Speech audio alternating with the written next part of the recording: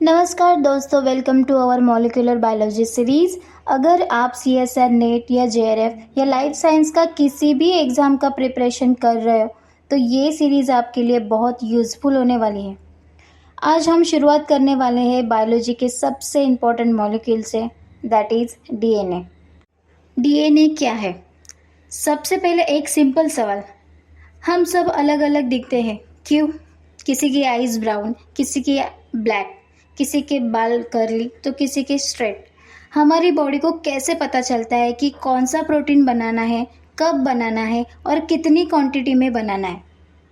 इन सभी सवालों का जवाब एक ही मॉलिक्यूल देता है और उस मॉलिक्यूल का नाम है डीएनए। आज हम डीएनए का बेसिक पढ़ेंगे और डीएनए डिटेल्स नेक्स्ट वीडियो में पढ़ेंगे। इंट्रोडक्शन। डीएनए का फुल फॉर्म पहले देखते हैं। डीएनए का फुल फॉर्म है डीऑक्सीराइबोन्यूक्लिक एसिड। ये एक हेरिडेटरी मॉलिक्यूल है, मतलब पेरेंट्स से जो जेनेटिक इन्फॉर्मेशन हमें मिलती है वो डीएनए के थ्रू है और डीएनए के थ्रू ट्रांसफ़र होती है। एक प्रॉपर डेफिनेशन देखते हैं। डीएनए यानी कि deoxyribonucleic acid is a long chain polynucleotide composed of deoxyribonucleotides. It carries genetic information in the form of specific sequence of nitrogenous bases. It is the hereditary material in almost all living organism and some viruses. In short देखो, DNA एक hereditary material है और ये living organism में present रहता है, some viruses में भी प्रेजेंट रहता है। ये डीएनए का स्ट्रक्चर है और इसमें sugar phosphate backbone, nitrogenous bases and base pair ATGC, ए यानी एडेनिन, थाइमिन, गुआनिन, साइटोसिन, ये सब ATGC है बेस पेयर्स है। इसका भी डिटेल में हम अगली वीडियो में पढ़ेंगे। अब थोड़ी सी हिस्ट्री हम पढ़ते हैं। Who discover DNA?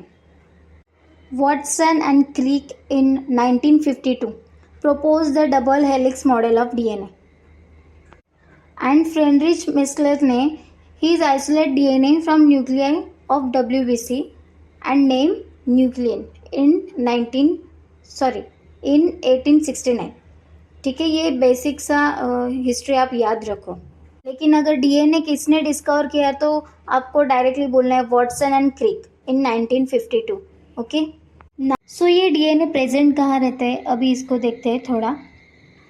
There are two types of cell, eukaryotics and prokaryotics. Eukaryotics यानी ह्यूमंस, एनिमल्स एंड प्लांट्स में रहता है और प्रोकैरियोटिक यानी बैक्टीरिया। सो यूकैरियोटिक में न्यूक्लियस प्रेजेंट रहता है, उसमें हमारा डीएनए प्रेजेंट रहता है। और प्रोकैरियोट में अलग है, जो कि प्रोकैरियोटिक में ट्रू न्यूक्लियस नहीं रहता, इसकी वजह से न्यूक्लियोटाइड पे प्रेजेंट रहता है, न्यूक्लियोटाइड रीजन जहाँ पर हमारा डीएनए प्रेजेंट रहता है।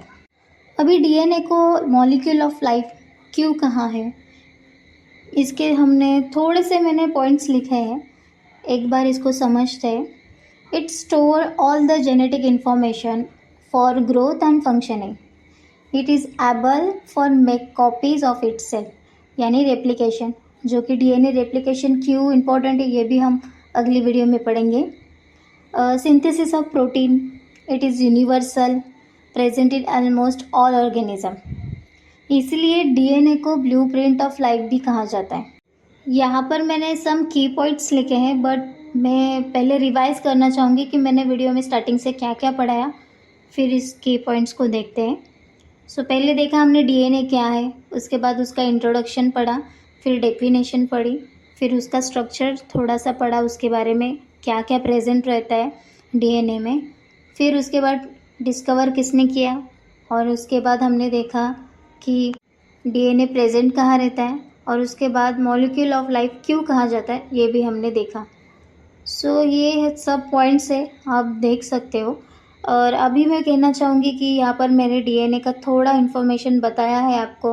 मैं डीएनए का स्ट्रक्चर नेक्स्ट वीडियो में लेके आऊँगी, ये वीडियो में शॉर्ट पार्ट में करूँगी ताकि आपको भी मिलने के लिए मतलब आसानी से मिले वीडियो। और एक बात कहना चाहूँगी, अगर आपको ये मेरे एपिसोड को देखना है तो फॉलो करो, यानी सब्सक्राइब करो और लाइक एंड शेयर करो।